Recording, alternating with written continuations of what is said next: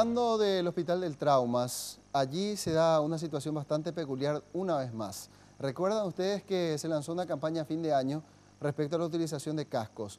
Ahora, a raíz de la sugerencia que hicieron desde la dirección de este centro asistencial, proponen una campaña de concienciación para esta Semana Santa, donde hacen la salvedad de que en Semana Santa, como le ocurrió con Cristo, no habrá resurrección para los accidentados. Y ahí lo ven, en plena fachada del Hospital de Trauma dice, acordate que no vas a resucitar en Pascua. Poderoso mensaje atendiendo a que este es el lugar a donde vienen a parar la mayoría de los accidentados en las fiestas y por supuesto en los feriados largos, decía el doctor Filártiga, es donde se desarrolla una dinámica que ya tienen prácticamente bien estudiada. El primer día, el segundo día, el tercer día, cómo se comporta la gente, tanto en la ingesta de alcohol y cómo esto va ligado también a los accidentes de tránsito. Esto es lo que decía al respecto el director del Hospital de Trauma. El primer día, todos saben que al día siguiente se puede dormir, entonces se chupa hasta morir y se accidentan. Al día siguiente, el segundo día del feriado largo, todo el mundo está tranquilo porque están llorando o están internados.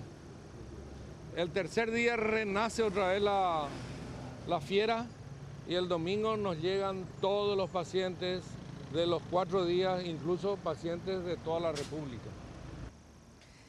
Y a esta campaña también se suma la Secretaría Nacional por los Derechos de las Personas con Discapacidad. ¿Y esto por qué?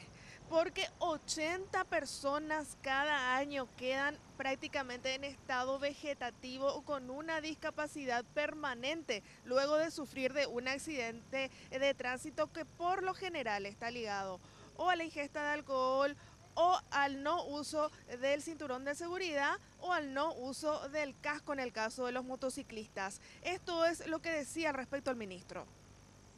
Algunos me dicen, pero yo uso mi cinturón y me arruga el traje. Le digo, mejor es que te arrugue el traje a que vos uses planchado toda la vida en un cajón, le digo.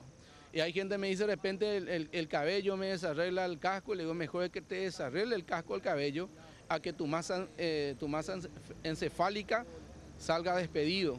Son palabras un poco duras quizá utilizamos, pero son realidades del día a día que estamos teniendo.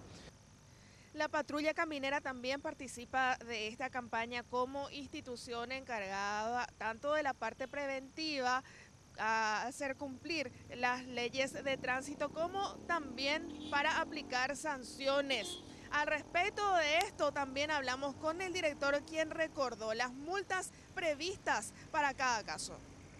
En el caso, por ejemplo, de Alcotés, tenemos desde 250.000 hasta 1,5 millones aproximadamente, de acuerdo al grado de alcohol.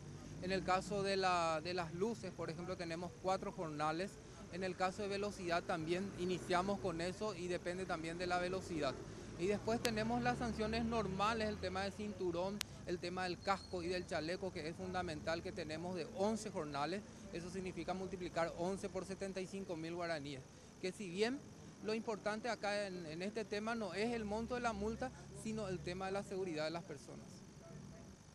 Y a tener en cuenta entonces estos aspectos, a cumplir con las leyes y reglas de tránsito que sobre todo buscan garantizar la seguridad y que el domingo efectivamente todos podamos volver a casa, ya que no somos quienes vamos a resucitar precisamente. Perfecto, muchas gracias, Jazmín. Y tal cual, un llamado a la conciencia nuevamente por parte de las autoridades del Hospital del Trauma, una institución que es la que recibe primeramente a las personas que sufren algún tipo de accidente y que bien saben las autoridades de este centro asistencial lo que significa la imprudencia.